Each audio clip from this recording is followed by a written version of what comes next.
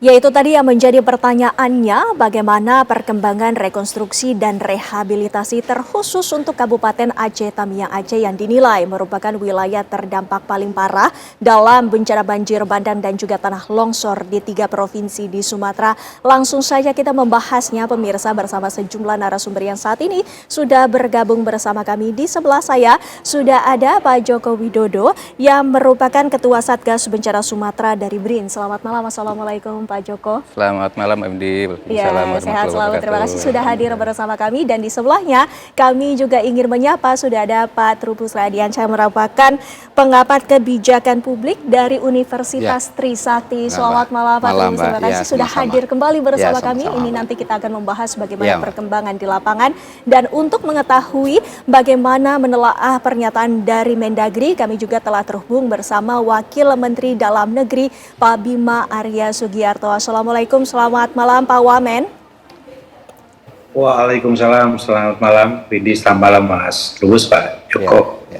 Ya, Pak Wamen, langsung saja kami ingin mengetahui dari Mendagri sendiri menyatakan bahwa dari Kabupaten Aceh Tamiang ini membutuhkan perhatian khusus karena merupakan wilayah daerah yang terdampak paling parah dari bencana banjir bandang dan juga tanah longsor dari 3 provinsi di Sumatera. Nah, bagaimana Anda menelaah dan juga apa sesungguhnya yang melatar belakangi pernyataan dari Mendagri tersebut, Pak Wamen? Sesuai dengan perintah Presiden, seluruh kementerian diminta untuk secara totalitas ikut dalam proses pemulihan dalam fase tanggap darurat ini. Pak Mendagri sendiri baru saja kemarin kembali dari beberapa titik di wilayah bencana di Sumatera, termasuk di Aceh Tamiang. Seperti yang disampaikan Pak Mendagri, memang karena letak geografis Aceh Tamiang ini yang lebih rendah, kemudian juga dikelilingi oleh gunung dan memang dampaknya bisa dikatakan paling parah dibanding daerah-daerah yang lain. Ini memerlukan tidak saja peran dari pemerintah daerah di sana ya, tetapi juga tentu dibantu oleh pemerintah pusat. Pak Mendagri sampaikan bahwa hari ini yang sudah dilakukan oleh Kementerian Dalam Negeri adalah berkoordinasi untuk memastikan yang pertama adalah pasokan pangan. Kami telah berkoordinasi dengan Bappenas dan Kementerian Pertanian untuk pasokan tambahan bantuan pangan 1.000 ton beras. Kemudian yang kedua adalah pasokan energi atau listrik. Ya, nanti mungkin bisa ditambahkan update di lapangan, tetapi kemarin disampaikan oleh Pak Mendagri bahwa sebagian telah tersambung kembali, tetapi sebagian masih memerlukan waktu untuk kembali tersambung dengan aliran listrik begitu. Kemudian yang ketiga, ini yang juga terlihat di lapangan sangat berat, seperti yang bisa dilihat di gambar, pembersihan pemukiman, jalan-jalan, kantor-kantor juga sangat diperlukan kerjasama dengan semua karena keterbatasan personel dan alat-alat berat gitu.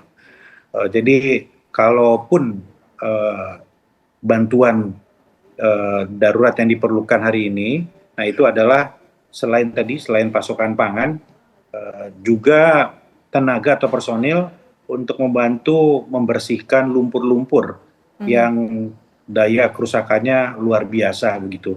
Dan di sana pun Pak Menteri menyampaikan bahwa ya kalau hujan itu becek dan lumpur di mana-mana, tetapi kalau kering dan terang itu debu di mana-mana. Jadi perlu juga bantuan untuk masker ya supaya warga bisa terlindungi dan terhindar dari dampak penyakit ISPA gitu. Kira-kira itu secara umum kondisi saat ini di Aceh Tamiang berdasarkan kunjungan Pak Mendagri. Baik, berdasarkan kunjungan dari Pak Mendagri, tapi kita ketahui bersama bahwa dari BRIN juga perwakilannya sudah juga meninjau langsung ke lokasi. Pak Joko, apa saja yang menjadi catatan dari lapangan dan juga berapa persen sesungguhnya kerusakan yang terdampak paling parah yang dimaksud di Kabupaten Aceh Tamiang Aceh ini?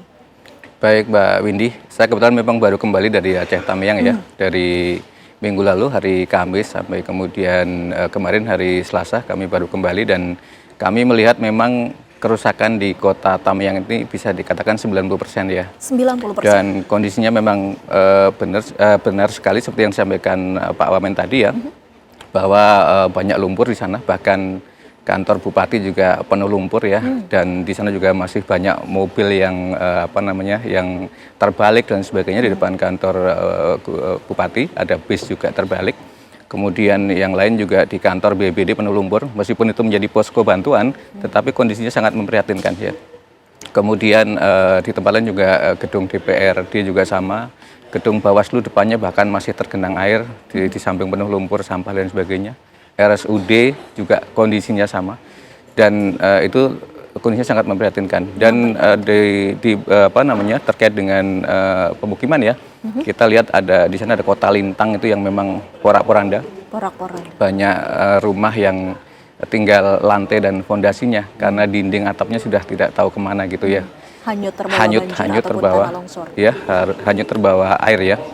Dan kemudian di pemukiman juga banyak di kota Tamiang itu di dekat jembatan baru ya, itu juga banyak tempat bisnis pusat kota itu ruko-rukonya di bagian bawah penuh lumpur dan semua dagangan hancur lah gitu ya. Jadi memang sangat memprihatinkan, dan memang tadi seperti disampaikan Pak Wamen juga bahwa kebutuhan makanan menjadi penting.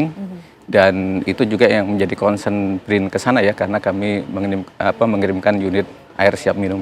Baik, Pak Trubus, melihat pernyataan dari Mendagri sendiri bahwa ada kalimat harus memberikan perhatian khusus, sudah tepatkah langkah dari pemerintah ini? Iya, saya rasa itu sudah tepat. Hanya persoalannya nanti ada konsistensi dari kebijakan itu yang penting, karena kan jujur saja ini kita ke depan juga menghadapi ada mau Nataru juga ini libur, kemudian ada puasa, sebentar lagi juga Lebaran. Jangan sampai pemerintah pusat istilahnya kendor kan dalam hal pengawasan terkait pelaksanaan dari rekonstruksi maupun rehabilitasi. Yang kedua saya melihat adalah bagaimana kemudian nanti ada pemerintah daerah setidaknya itu harus didorong agar tetap melakukan berbagai hal, langkah-langkah terkait dengan kondisi yang memang kondisi sangat rusak ya, seharusnya 90% sudah rusak, sehingga ini tidak semata-mata menjadi perhatian dari pemerintah pusat, tetapi juga pemerintah daerah juga mencari sumber-sumber lain, artinya bekerja sama dengan pihak-pihak swasta, UMKM untuk hal-hal yang berkaitan dengan kebutuhan, misalnya mengenai Huntara. Nah, Huntara ini kan harus dipersiapkan dengan matang dalam arti karena menyangkut kebutuhan, jangan sampai juga berdempet-dempetan, terlalu dekat juga, dan bagaimana juga terkait dengan nanti kalau menuju ke yang namanya huntap, apalagi huntap lagi kan itu kan persoalan panjang, ada persoalan terkait dengan ini legalitas tanah yang akan dipakai. Nah, ini kan hal yang memang penting. Nah, yang ketiga menurut saya bagaimana kemudian nanti pemerintah pusat betul mengadvokasi karena sesungguhnya di berbagai daerah pengalaman sebelumnya itu selalu pemerintah daerah itu sering gagap karena bingung gitu kan, apalagi kemudian persoalan dengan anggaran, ya ini kan anggarannya bagaimana, dan ada ketakutan dari pemerintah daerah biasanya Mbak itu karena mereka takut jadi temuan atau apalah. Ini harus ada semacam backup yang kuat, terutama dari pemerintah pusat dalam hal ini agar bisa menggunakan secara tepat sasaran, efisien juga, dan jangan sampai juga hal-hal yang berkait juga ini Mbak, kebutuhan-kebutuhan yang dasar misalnya kayak sekolah, kemudian kesehatan, ini kan sangat penting sekali. Di satu sisi juga sampai hari ini memang informasi yang beredar di media itu kesulitan mereka untuk buang hajat misalnya karena nggak ada, susahnya air bersih karena di sana pipa-pipa itu banyak yang rusak, sudah jebol ya, jadi sudah nggak mungkin lagi digunakan, berarti harus merekonstruksi baru. Nah, kita sepakat dengan pernyataan Pak Mendagri memang butuh proses termasuk dalam listrik kan, jadi hal-hal yang berkaitan kebutuhan dasar air bersih ini memang sangat dibutuhkan sekali. Nah, karena itu menurut saya memang pemerintah pusat betul-betul jangan sampai lengah dalam hal ini, karena sekali lagi bahwa masyarakat memang dalam posisi yang sangat terguncang, sangat panik juga, dan dalam posisi mungkin ada juga yang stres juga menghadapi situasi yang sudah sebulan lebih ini lumpur-lumpur ternyata masih di mana-mana, dan untuk mengangkatnya juga butuh waktu yang panjang. Dan dalam hal ini juga pemerintah daerah dalam ini seluruh perangkatnya itu memang betul-betul harus ini Mbak, secara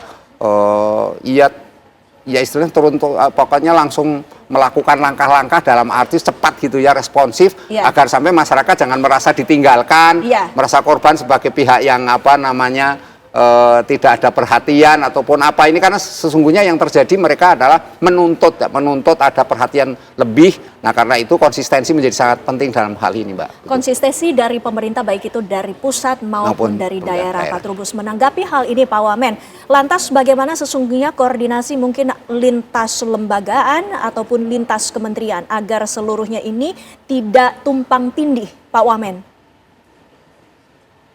Ini kan masih fase tanggap darurat, jadi fase penyelamatan, fase evakuasi, fase pemulihan akses, dan fase pemberian pangan begitu ya. Dan di sini kami berkoordinasi dengan pemerintah daerah, BNPB, dan yang lebih penting lagi adalah bagaimana lintas kementerian dan lembaga juga bisa memberikan bantuan dengan cara yang tepat sesuai dengan kebutuhan begitu. Pak Menteri kemarin misalnya mengkoordinasikan agar bisa memberikan baju-baju baru begitu ya. Ini tentu memerlukan koordinasi kebijakan dari lintas kementerian ya yang terkait dengan pengadaan dari bahan-bahan pakaian tersebut begitu.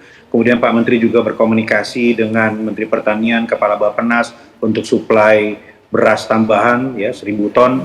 Kemudian Pak Menteri berkoordinasi dengan Menteri SDM agar suplai dari energi untuk sambungan listrik pulih kembali itu bisa dilakukan dengan segera begitu. Dan yang paling penting adalah bagaimana hari ini kita memastikan bahwa fungsi-fungsi pemerintahan di sana ini juga secara bertahap mulai berjalan. Pemulihan kantor-kantor, kemudian juga kegiatan perekonomian, dan Pak Menteri juga berkomunikasi dengan Kementerian UMKM karena rasanya perlu sekali insentif begitu dari Kementerian UMKM kepada para pelaku ekonomi di sana agar bisa kembali menggeliat begitu.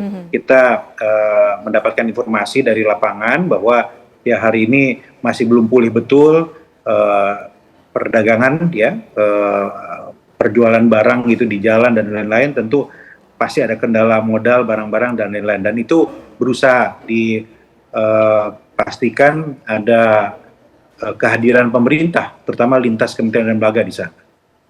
Baik, Pak Joko, selain dari beberapa hal yang tadi juga sudah menjadi catatan dari Pak Wamen sendiri, ada yang sudah disebutkan oleh Mendagri bahwa selain dari faktor cuaca ekstrim, ada juga faktor yang tidak seimbangnya ekosistem hutan dan juga alih fungsi dari hutan tersebut. Nanti kita akan tanyakan bagaimana sesungguhnya fakta di lapangan Pak Joko sesaat lagi pemirsa. Kami masih akan kembali selepas jeda pariwara berikut ini.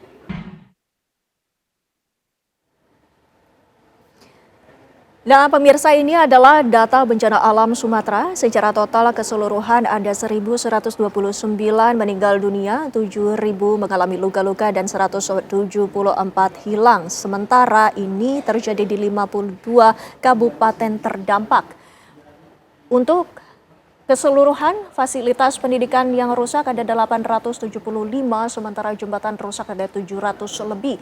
Dan per wilayah di Aceh ada 497 korban meninggal dunia, 4.300 mengalami luka, 31 masih dalam pencarian di 18 kabupaten terdampak. Untuk di wilayah Sumatera Barat, total ada 261 meninggal dunia, 382 luka, 72 hilang di 16 kabupaten. 371 meninggal dunia di Sumatera Utara dengan 2.300 luka-luka, 71 hilang di 18 kabupaten terdampak. Ini merupakan data terbaru per tanggal 24 Desember 2025, sementara khusus untuk di wilayah yang paling parah di Aceh, Tamiang, Aceh, terdata ini berikutnya yang kami hadirkan di layar kaca Anda.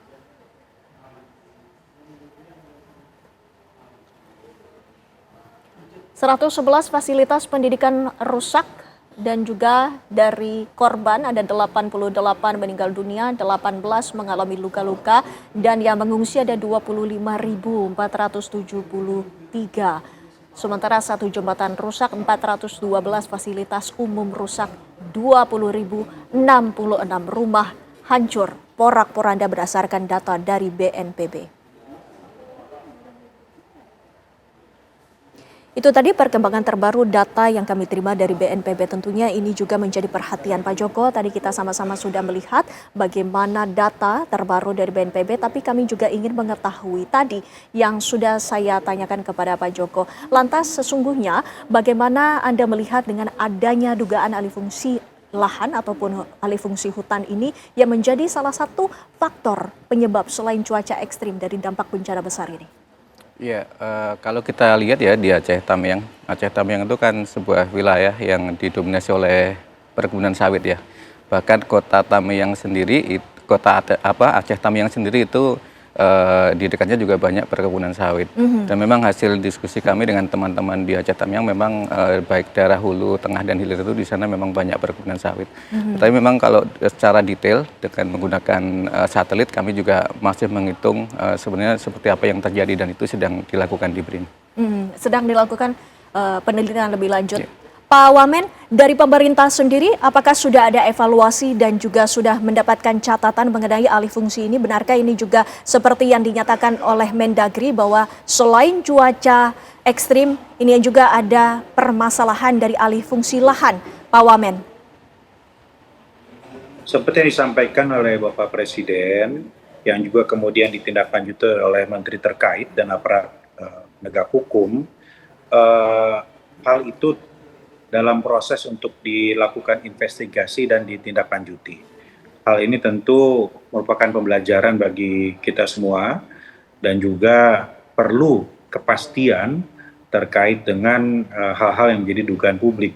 Ya, karena itu mari kita tunggu proses investigasi tadi seperti yang diperintahkan oleh Bapak Presiden dan juga ditegaskan untuk ditindaklanjuti oleh Menteri terkait, Menteri Kehutanan dan aparat penegak hukum.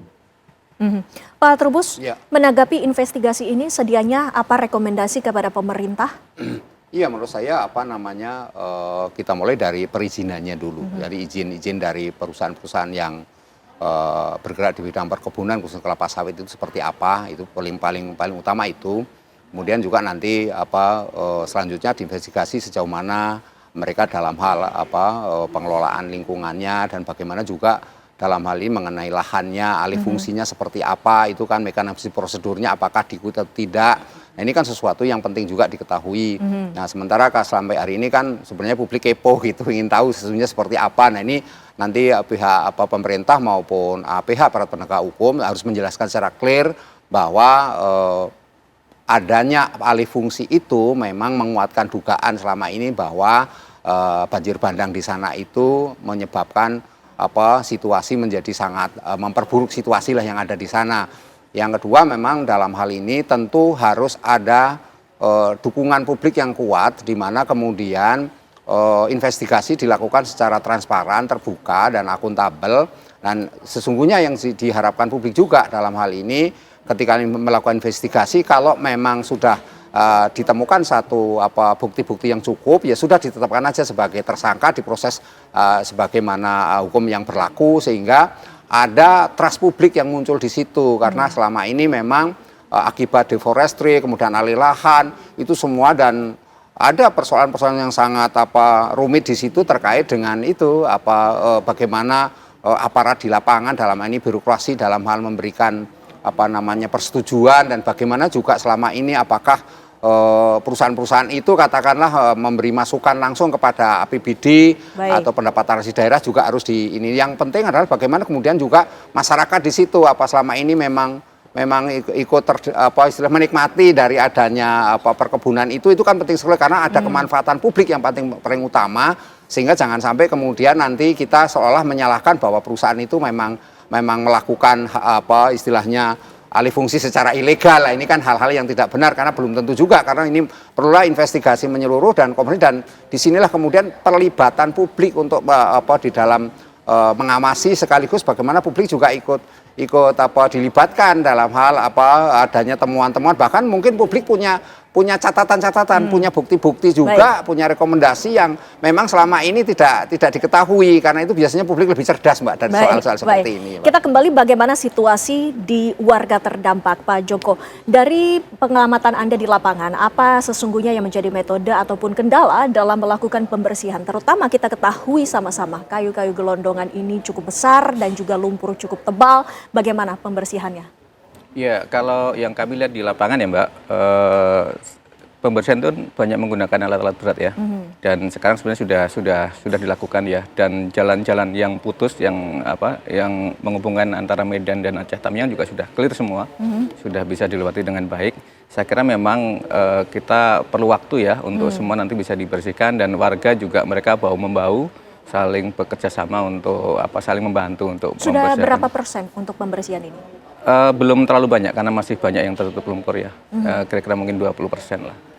Lantas kendalanya mungkin cuaca atau lain sebagainya? Kalau cuaca ya memang kadang-kadang sedikit gerimis ya, tetapi tidak lebat gitu hujannya. Jadi saya kira masih mudah lah untuk dilakukan pembersihan. Gitu. Baik, Pak Wamen, untuk rekonstruksi dan rehabilitasi khususnya untuk di wilayah Kabupaten Aceh Tamiang ini, selain langkah-langkah yang tadi sudah dinyatakan oleh Pak Joko Widodo untuk permasalahan pembersihan gelondongan kayu maupun lumpur, adakah langkah-langkah selanjutnya yang diprioritaskan oleh pemerintah?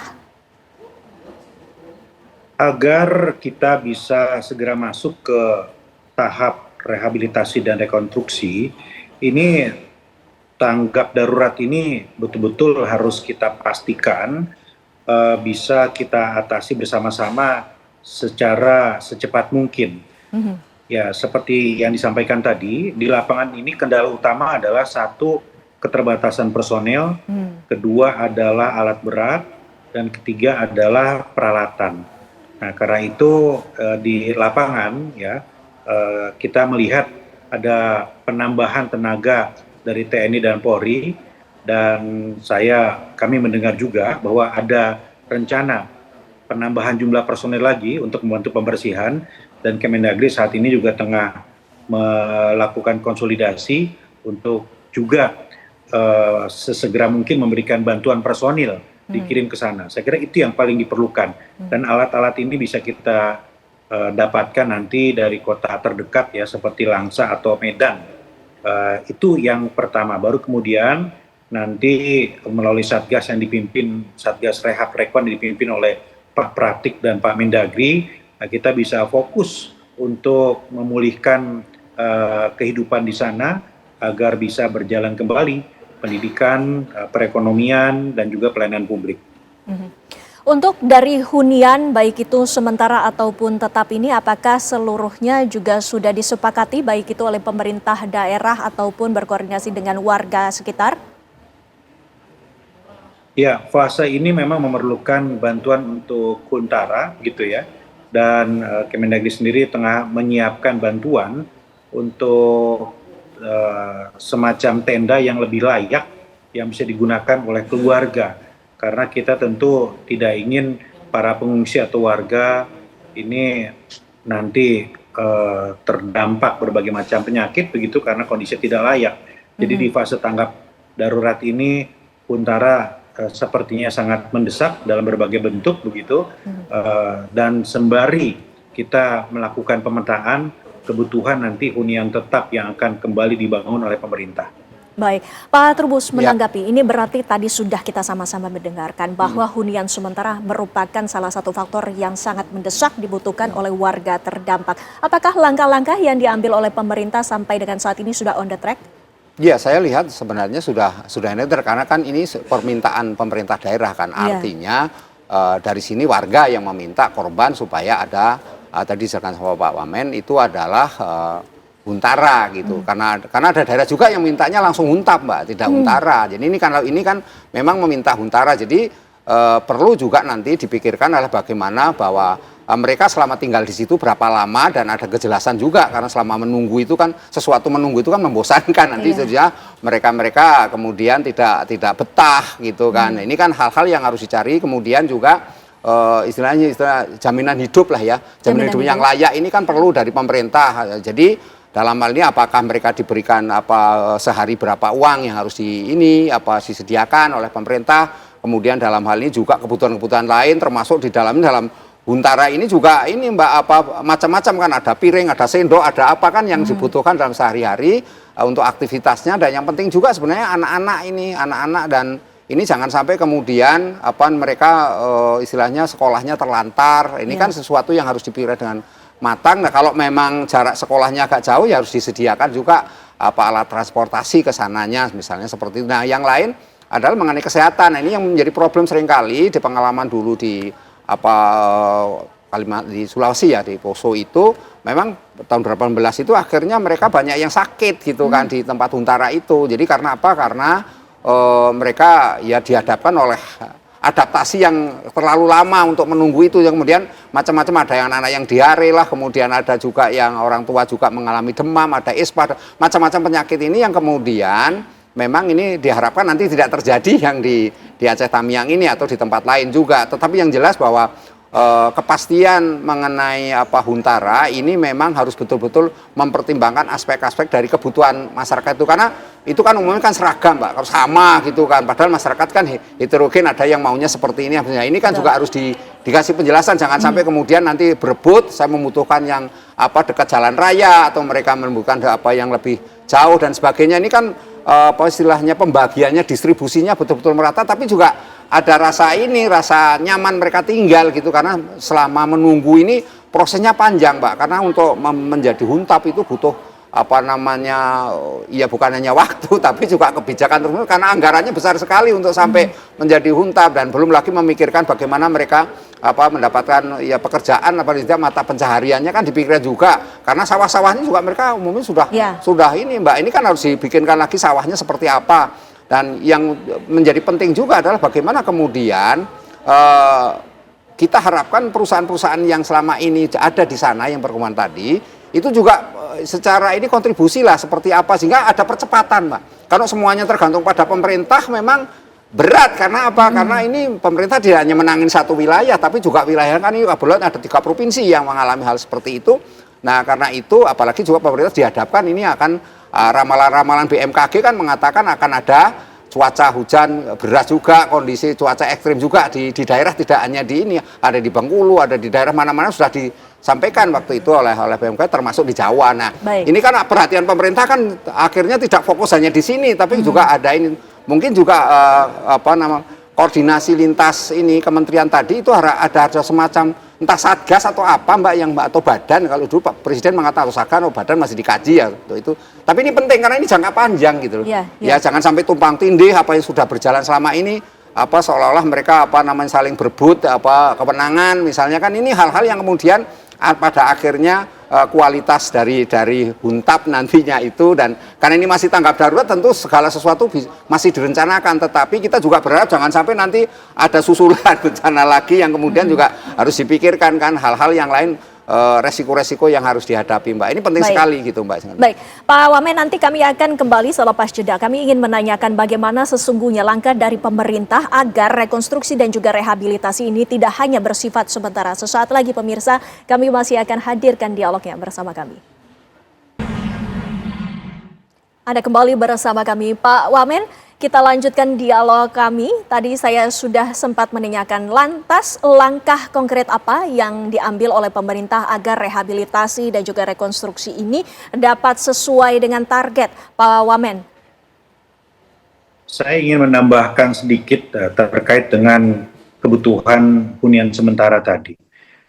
Saat ini pemerintah melalui BP BUMN ini telah menyiapkan 14 titik yang merupakan lahan dari PTPN 4 di sana yang siap untuk dibangun huntara. Jadi ini lahan yang sudah siap dibangun segera agar warga bisa menempati hunian sementara. Namun demikian warga pun diberikan opsi kedua yang lebih fleksibel apabila kemudian memungkinkan untuk kembali dibangun atau hunian sementara yang tidak jauh dari lokasi, maka itu dimungkinkan. Jadi ada dua kemungkinan. Pertama ada dari 14 titik yang merupakan lahan dari PTPN, dan yang kedua adalah juga dari lokasi-lokasi yang dekat dengan pemukiman warga. Nah, walaupun saat ini kita fokus kepada tanggap darurat, tetapi persiapan-persiapan skenario untuk rehab rekon ini sudah mulai disiagakan. Pertemuan-pertemuan telah dilakukan karena rehab rekon ini memerlukan satu perencanaan yang matang. Baik. Kita sudah menyiapkan fase 100 hari, fase 1 tahun, kebutuhan fisik apa saja, bahkan juga isu-isu sosial di sana ini juga harus diperhatikan. Karena kita ingin belajar juga dari proses rehab rekon di tempat lain. Seringkali misalnya proses relokasi itu memerlukan kajian sosial yang cukup dalam. Jangan sampai kemudian dibangun huntap, tetapi kemudian warga kembali lagi ke lokasi asalnya. Nah, di rehab rekon ini tim sudah disusun dan juga sedang dimatangkan semacam buku putihnya. Jadi buku putih NIA yang akan menjadi panduan dari rehab rekon yang langsung dipimpin oleh Pak Pratik dan Pak Mendagri sebagai dasar nanti setelah fase tanggap darurat selesai langsung masuk ke fase rehab rekon. Demikian. Baik, Pak Joko, dari pantauan di lapangan sendiri perkembangannya seperti apa sampai dengan saat ini, baik itu dari rekonstruksi maupun rehabilitasi? Ya, kalau kita lihat di lapangan ya Mbak, memang bantuan itu sebenarnya mengalir cukup banyak ya ke Aceh Tamiang, itu baik yang berasal dari dari BUMN Peduli maupun dari warga sekitar ya, banyak warga dari Kota Medan itu yang mereka hilir mudik menuju Tamiang dan bahkan macet. Kemarin kita mengalami dari Sabtu Minggu itu sangat susah mengakses ke Kota Tamiang karena macet ya, banyak bantuan yang datang dan di posko-posko sudah banyak tersedia sebenarnya untuk bahan makanan. Oleh karena itu kemudian di BRIN kami concern bahwa kami melihat bahwa kebutuhan air bersih dan air siap minum itu masih kurang. Dan kami menempatkan 2 unit arsinum di sana dengan kapasitas produksi untuk arsinum itu kira-kira 10.000 liter Mbak. 10.000 liter itu kira-kira 5.000 galon ya. Dan kami ada 2 unit, artinya setiap hari kita bisa memproduksi 10.000 galon. Dan alhamdulillahnya itu sudah dimanfaatkan oleh masyarakat di sana. Baik. Dan di unit air sinum kami juga sebenarnya bisa memproduksi air bersih sekitar 60.000 liter. Baik. Pak Trubus, Ya. Anda melihatnya ke depannya ini, tantangan apa saja yang sedianya bisa diantisipasi? Iya, tantangan yang paling utama adalah ini Mbak, sumber daya manusia yang harus menyiapkan ini semua. Karena kan karena ini untuk sampai menuju huntap tadi yang dijelaskan Pak Wamen itu kan juga panjang prosesnya. Nah, jadi ini yang kedua tentu kaitannya dengan anggaran. Nah, maksudnya anggarannya ini memang harus siap, tentu pemerintah pusat siap, tapi kan juga di daerah ini juga dihadapkan oleh situasi-situasi di mana juga ya karena kondisinya rusak semua dan membutuhkan anggaran yang besar, tentu bagaimana nanti kapasitas kepala daerah dalam hal pengelolaan anggaran dan bagaimana juga mengimplementasi atau menerapkan anggaran itu sendiri secara tepat, ini juga menjadi hal penting. Yang penting ketika menurut saya advokasi dari ini pemerintah pusat akan terus mendorong, karena bagaimanapun juga mereka ini dihadapkan oleh kebingungan-kebingungan yang memang pada akhirnya mereka kan harus mempertanggungjawabkan. Kalau anggaran kan harus mempertanggungjawabkan semua yang digunakan seperti apa. Nah, belum lagi ya lembaga-lembaga ini juga mengaudit Mbak, itu kan ya harus ada BPKP, ada BPKP, karena ini kan dananya dana publik, dana pemerintah, dana APBN atau APBD. Nah, karena ini menjadi penting juga. Yang penting juga menurut saya kaitannya dengan huntap atau huntara ini, sekali lagi bahwa masyarakat sebenarnya publik mengendaki satu kepastian gitu ya, kepastian sampai kapan, dan jangan sampai kemudian janji-janji pemerintah ini kepada akhirnya mereka harus ya istilahnya ya nanti jadi kayak PHP ya, nggak mungkin ya. Jadi tapi sesuatu yang pasti gitu ya, sesuatu yang kemudian mereka menunggu, tapi memang ada kepastian. Di satu sisi juga memang harus dipikirkan sisi-sisi ini Mbak, kesiapan warga sendiri. Ini warga ini harus konseling, karena gimana juga bantuan yang besar atau ini bantuan sudah tadi diceritakan begitu banyak, kalau masyarakatnya nggak siap, kemudian bagaimana sementara struktur di sana kan sudah dalam tanda petik karena 90% rusak, ya otomatis kan namanya kepala desa nggak ada, camat bagaimana, kan koordinasi siapa, bagaimana, ini bantuan akhirnya menumpuk dan pada akhirnya nanti khawatir saya bantuan ini mangkrak, kemudian juga akhirnya banyak yang kedaluarsa kalau itu makanan atau memang juga kebutuhan dari mereka-mereka yang sesungguhnya membutuhkan atau korban ini tadi penyintas itu menghendaki yang lebih lagi, misalnya maka pakaiannya harus pakaian yang baru misalnya. Nah ini kan sesuatu yang tak mudah, atau makanannya makanan yang memang membutuhkan jauh-jauh lebih berkualitas, kaitan dengan sekolah juga anak-anaknya maunya dapat pakaian-pakaian yang berkualitas juga, buku dan semuanya kan harus ini Mbak tercukupi dengan waktu yang, karena jangkanya ini panjang Mbak. Jadi kan bisanya setahun, 2 tahun, 3 tahun, bisa sampai 5 tahun. Pengalaman yang ada di tempat lain itu sampai 5 tahun baru ini semua. Dan itu tadi sampaikan Pak Wamen juga banyak yang balik lagi. Di Lumajang itu udah dibikin Mbak, bagus-bagus, balik lagi ke tempat ininya lagi. Jadi ini ada banyak pertimbangan. Ada banyak pertimbangan, apalagi ini kan sifatnya meluas lagi kan. Baik, ini menurut saya. kita tanyakan ke Pak Wamen. Pak Wamen, apakah dari pemerintah juga akan melibatkan masyarakat dalam masa fase pemulihan ini? Isu sosial sangat penting. Selain pembangunan fisik, rehabilitasi secara fisik, pembangunan sosial dan pemulihan warga, mental warga, kesehatan mental ini juga sangat penting. Secara psikologis tentu dampaknya sangat luar biasa bagi warga di sana. Nah, karena itu tentu Satgas Rehab Rekon ini nanti juga akan melibatkan para pakar, kemudian juga para pegiat ya, aktivis yang selama ini juga fokus untuk mendampingi warga. Karena pemerintah kan tidak bisa sendiri. Pemerintah harus bersama-sama. Dan kita mulai dari fase perencanaan. Nah, kemarin di rapat perdana dari cikal bakal Satgas Rehab Rekon ini juga kami mengundang para pakar untuk menyampaikan perspektif sosialnya. Karena fisik kan sudah banyak dibahas dan disiapkan, tetapi fase-fase yang juga fokus pada pendampingan warga secara psikologis dan sosial ini sangat penting. Jangan sampai terlewatkan, karena bencana ini begitu dahsyat dampaknya bagi warga. Dan hari ini pun kita melihat aparatur pemerintah, pemerintah daerah, ASN, TNI, Polri juga belum bisa bekerja secara maksimal karena memang keluarga pun terdampak. Banyak dari mereka kehilangan istri, kehilangan suami, rumahnya hancur, dan sangat bisa kita pahami dalam kondisi seperti itu tidak mungkin juga kita harapkan bekerja secara maksimal.